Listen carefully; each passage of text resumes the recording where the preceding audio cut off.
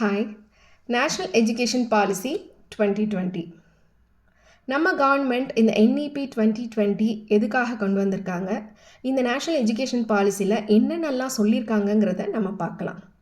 முதல்ல ஒரு sustainable growth and development of the future ஜென்ரேஷனுக்காக இந்த பாலிசியை கொண்டு வந்திருக்காங்க.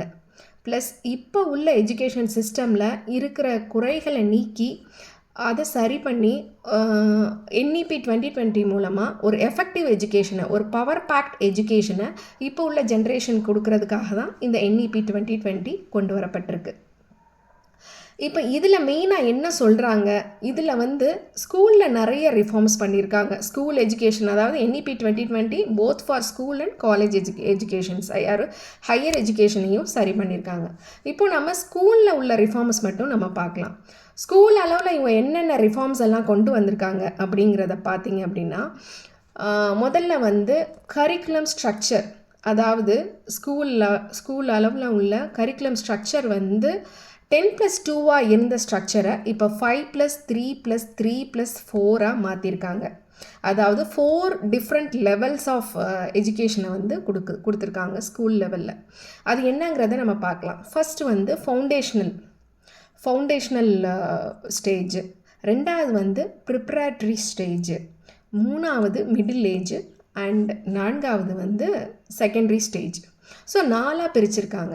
ஸோ ஃபஸ்ட் ஃபவுண்டேஷ்னல் ஸ்டேஜில் குழந்தைங்க 3 to 8 இயர்ஸ் உள்ள குழந்தைங்க அந்த ஃபவுண்டேஷனல் ஸ்டேஜில் வர்றாங்க. அது எப்படி அப்படின்னா, KG kindergarten plus second standard, kindergarten to second standard வரைக்கும் அந்த ஃபவுண்டேஷனல் ஸ்டேஜ் வருது.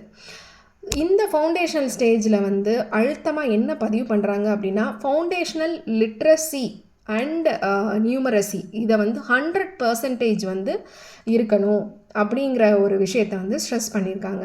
அதாவது ஒரு குழந்தைக்கு, அதாவது 8 வயசு குழந்தைக்கு, ஒரு 2வது படிக்கக்கூடிய ஒரு பிள்ளைக்கு பேசிக்காக எழுத படிக்க தெரியணும், ப்ளஸ் பேசிக் மேத்தமேட்டிக்ஸ் தெரிஞ்சிருக்கணும் அப்படிங்கிறத ஸ்ட்ரெஸ் பண்ணுறாங்க.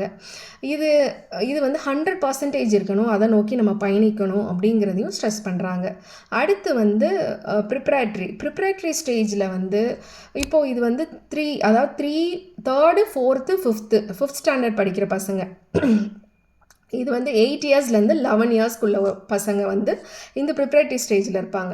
இதில் எப்படின்னா ப்ராஜெக்ட் பேஸ்டு லேர்னிங் இருக்கும், அதாவது activity based learning, project based learning இருக்கும். ஸோ இதில் இன்னும் நிறையவே அவங்க நல்லா லேர்ன் பண்ணிக்கலாம். ப்ளஸ் ஃபவுண்டேஷன் இன்னும் டீப்பாக ஏன் போடுறாங்க அப்படின்னா, அதாவது இப்போ உள்ள அங்கன்வாடி இது எல்லாமே இருக்குது, பட் செயல்பாட்டில் ரொம்ப கம்மியாக தான். அங்கன்வாடியில் உங்களுக்கே தெரியும், நிறைய பசங்க போய் படிக்கிறதில்ல, ஒரு 4 பேர் 5 பேர் தான் சேர்ந்து படிக்கிறாங்க. ஏன்னா அது கம்பல்சரி கிடையாது, ஃபஸ்ட் ஸ்டாண்டர்ட்லேருந்து தான் கம்பல்சரிங்கிறதுனால நம்ம இது 10+2 ஸ்ட்ரக்சருங்கிறதுனால நம்ம அதை ஃபாலோ பண்ணிகிட்டு இருந்தோம். ஆனால் இனிமேல் என்ன சொல்கிறாங்க அப்படின்னா, ECCE அப்படின்னு சொல்கிறாங்க, அதாவது early childhood care and education அப்படிங்கிறாங்க. ஸோ இது 3 வயசுலேருந்தே குழந்தைங்கள கண்டிப்பாக ஃபவுண்டேஷன் கோர்ஸில் போட்டுறணும், ஸ்டேஜில் போட்டுறணும் அப்படிங்கிற மாதிரி சொல்கிறாங்க.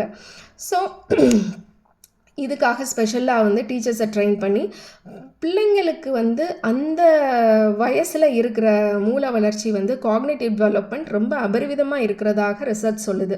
ஸோ அதனால் இயர்லி எஜுகேஷன் ரொம்ப முக்கியம், பசங்களை ரொம்ப பிரைட்டாக டெவலப் பண்ணும் அப்படிங்கிற ஒரு கான்செப்டுக்காக இதை டெவலப் பண்ணியிருக்காங்க. அடுத்து பார்த்தீங்க அப்படின்னா, ப்ரிப்ரேட்டரி கோர்ஸ்க்கு அப்புறம் மிடில் ஏஜ் 6 to 8 ஸ்டாண்டர்ட் வரைக்கும், 6, 7, 8 ஸ்டாண்டர்ட். இந்த மிடில் ஏஜில் என்ன பண்ணுறாங்க அப்படின்னா, நிறைய சேஞ்சஸ் கொண்டு வந்திருக்காங்க. அதாவது பேக்லெஸ் டேஸ்ன்னு ஒரு 10 நாள் அறிமுகப்படுத்துகிறாங்க. இந்த பேக்லெஸ் டேஸில் அவங்க என்ன பண்ணுவாங்க அப்படின்னா, லோக்கல் இன்டர்ன்ஸ், அதாவது அங்கே ஒரு அக்ரிகல்ச்சராக இருக்கட்டும், இல்லை ஒரு பாட்டி வைத்தியம், கை வைத்தியம், இந்த மாதிரி விஷயங்களை, ஒரு யோகா, இந்த மாதிரி விஷயங்களை, அதாவது கல்ச்சுரலாக பாரம்பரியமாக நம்ம ஃபாலோ பண்ணிட்டு ஆக்டிவிட்டீஸை பற்றி எடுத்து சொல்கிறாங்க. ஸோ இதுதான் எடுத்து சொல்கிறத விட experience, they are learning through experience அப்படின்னு சொல்கிறாங்க. எக்ஸ்பீரியன்ஸ் வழியாக அவங்க கற்றுப்பாங்க அப்படிங்கிறத எம்ஃபசைஸ் பண்ணுறாங்க. அடுத்து 9th standard to 12th standard. 9th standard to 12th standard வந்து நமக்கு நல்லாவே தெரியும் ரிஜிட் லேர்னிங் சிஸ்டம் தான் இருக்குது. ஸோ அந்த ரிஜிட் லேர்னிங் சிஸ்டமை அப்படியே வந்து ஃப்ரீ டு சூஸ் ஆப்ஷனாக வந்து மாற்றுறாங்க. அது எப்படி அப்படின்னா 11th ஸ்டாண்டர்டில் வந்து அவங்களுக்கு பிடிச்ச சாய்ஸ், அதாவது 9th ஸ்டாண்டர்ட்லேருந்தே அவங்களுக்கு பிடிச்ச சப்ஜெக்டை அவங்க சூஸ் பண்ணி அவங்களால படிக்க முடியும். இட் இஸ் லைக் வந்து சூஸிங் ஃபுட் இன் பஃபே சிஸ்டம். பஃபே சிஸ்டமில் ஃபுட்டு நம்மளுக்கு பிடிச்சா சூஸ் பண்ணி சாப்பிட்ற மாதிரி நம்ம எடுத்துக்கலாம். நெக்ஸ்ட் வந்து முக்கியமான விஷயம் என்னென்னா ரோட் லேர்னிங். அதாவது பழைய சிஸ்டம் வந்து ரோட் லேர்னிங் கான்செப்ட்லேருந்து ஒரு கான்செப்ட்ஸ்வல் அண்டர்ஸ்டாண்டிங் லேர்னிங்க்கு வந்து நம்ம மூவ் ஆகிறோம். அதாவது பசங்களுக்கு என்ன சொல்கிறோன்னா வாட் டு லேர்ன் அப்படிங்கிறத விட ஹவு டு லேர்ன் அப்படிங்கிற விஷயத்தை நம்ம எம்ஃபசைஸ் பண்ணுறோம். ஸோ இதுதான் வந்து NEP 2020 வந்து சொல்லுதுங்க.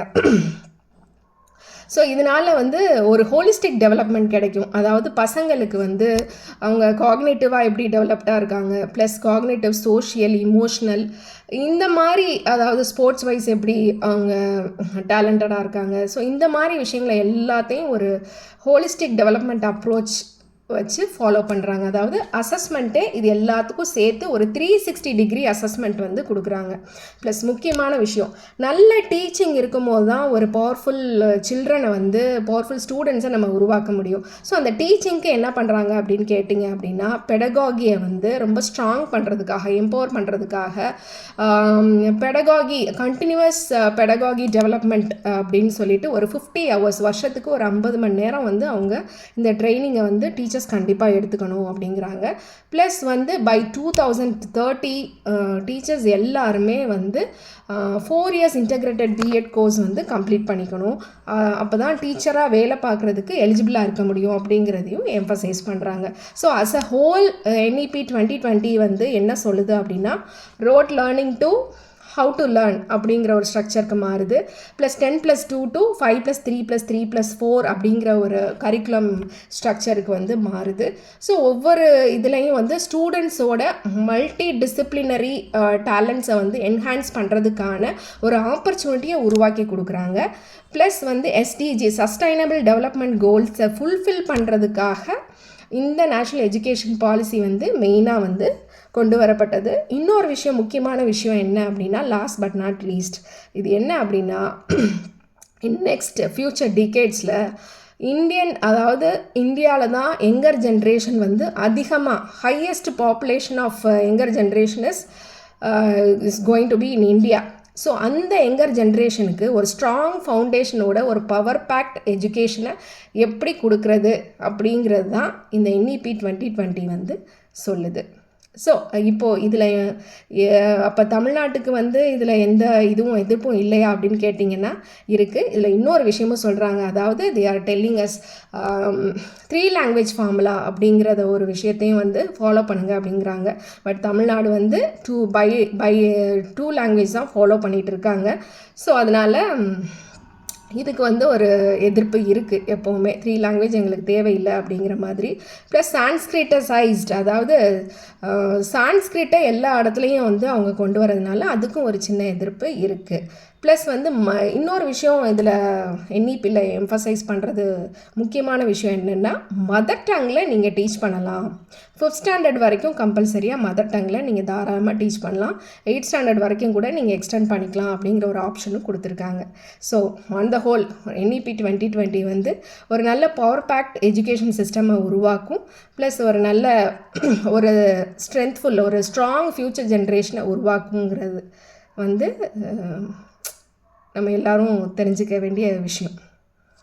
தேங்க்யூ.